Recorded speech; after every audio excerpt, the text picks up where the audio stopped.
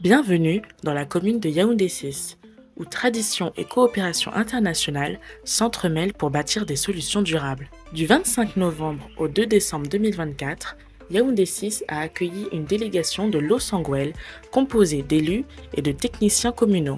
Mais nous sommes ici surtout pour poursuivre notre projet de coopération internationale qui nous unit aujourd'hui depuis plus d'1 an.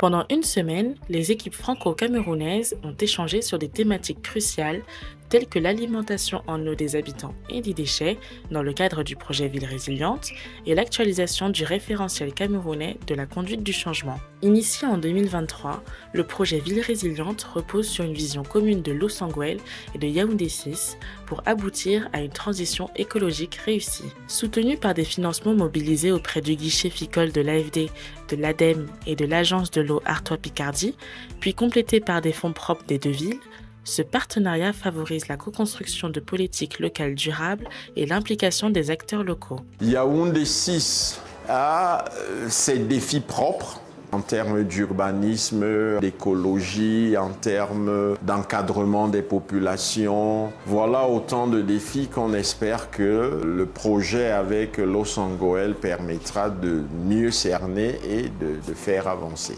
Piloté par deux experts en transition, Perdrija Julian, directeur général des fabriques des transitions, et Noupéou Achille, chef de projet chez Assoal, les ateliers de la semaine ont amené des discussions concluantes sur la structuration d'une agence municipale de l'eau et de l'environnement, discutée lors d'un atelier de restitution des diagnostics sectoriels, et le développement d'une méthode de conduite du changement propre à Yaoundé 6. Au-delà de ces avancées, cet événement a été l'occasion pour les chefs traditionnels, les agents communaux, les élus, les associations et les membres de la société civile de Yaoundé 6 d'être en contact direct et d'échanger sur leur collaboration.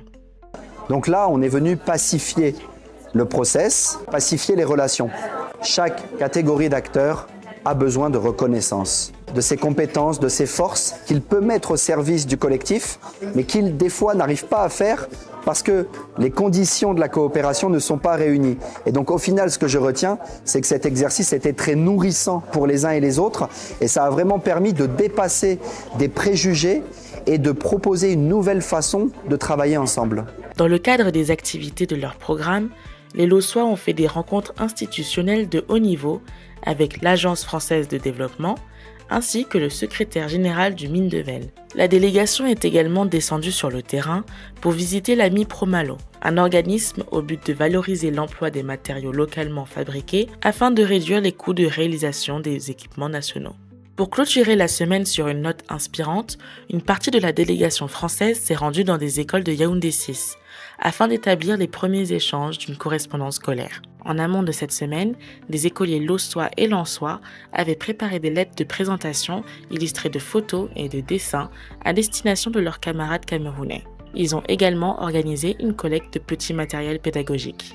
Ravis de rencontrer ces visiteurs venus de France, les élèves camerounais ont accueilli avec joie les cadeaux de leurs correspondants. Cette rencontre a permis de tisser un premier lien entre les deux communes et d'impliquer la jeunesse dans un programme axé sur le développement durable.